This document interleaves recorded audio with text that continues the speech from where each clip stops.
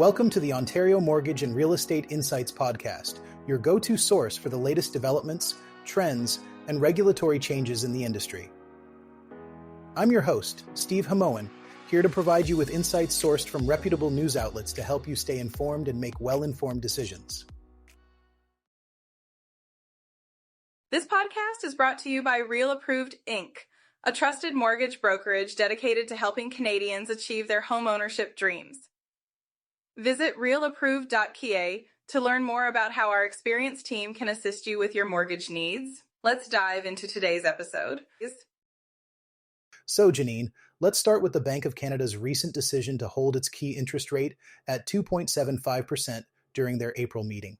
According to the summary of Governing Council deliberations, the main reason was the uncertainty surrounding U.S. trade policy. Right, Steve.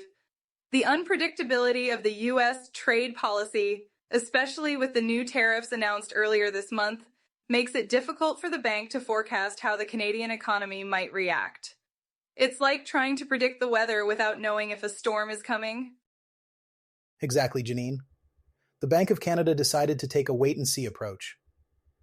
They presented two scenarios, one where the tariffs are short-lived and another where they persist and push inflation above 3% by 2026. This uncertainty makes it tough to make a solid economic forecast. And some council members even favored a rate cut, citing worsening business and consumer sentiment, weakening housing activity, and a stalling job market. But others urged caution, pointing out that past cuts are still working their way through the economy, and inflation pressures might arise quickly due to these tariffs. That's right, Janine. It's a delicate balance. The members agreed that the risks were too hard to weigh, which is why they decided to keep the rates on hold for now. But they did emphasize that if the data points to stronger disinflation or a sharper economic slowdown, they're prepared to act decisively. For now, variable rate mortgage holders can breathe a little easier, knowing that rates are likely to stay where they are until at least the next rate decision in June. It's a bit of a relief for them, but of course, the situation could change depending on how these trade policies unfold. Yes, and economists from the big banks are predicting that the Bank of Canada might lower its policy rate by another 25 to 50 basis points, bringing it to a rate of 2.00% to 2.25%. This potential move could provide some relief to borrowers if the economic outlook worsens. Turning our attention to the mortgage market, Janine? It's a bit of a roller coaster right now, with various factors like interest rates, tariffs, and the federal election all playing a part. According to a recent article by Jamie Macon, over 1 million mortgages are up for renewal this year, and many of these were contracted at historically low rates.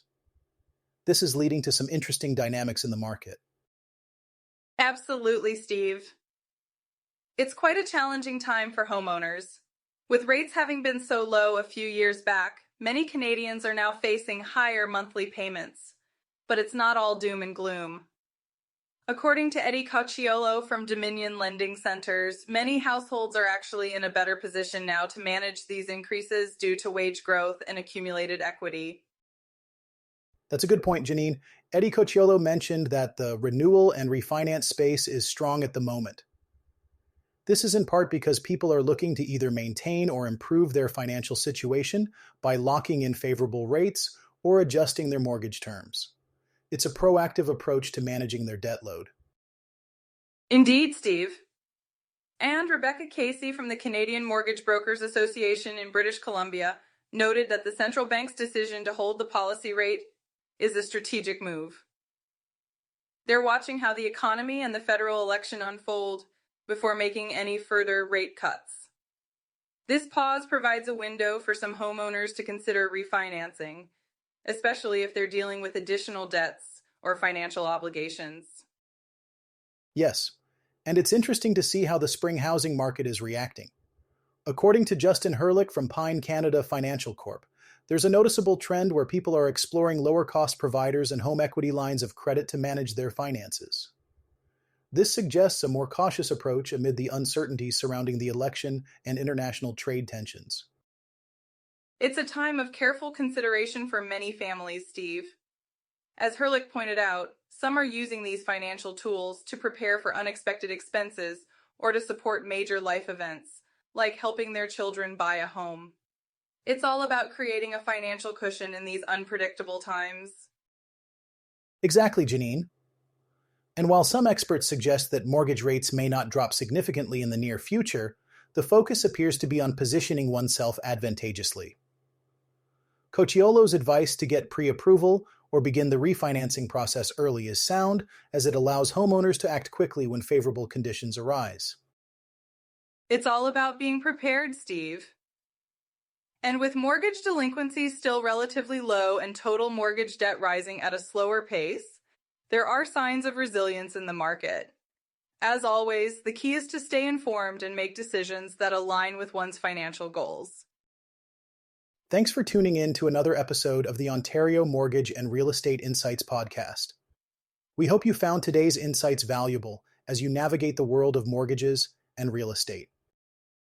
Before you go, a quick reminder. Real Approved is here to make your mortgage journey smoother.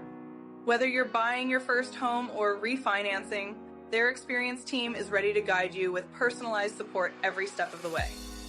Visit realapproved.ca to get started and take the next step toward achieving your homeownership goals. Catch you next time and stay informed with the latest industry insights.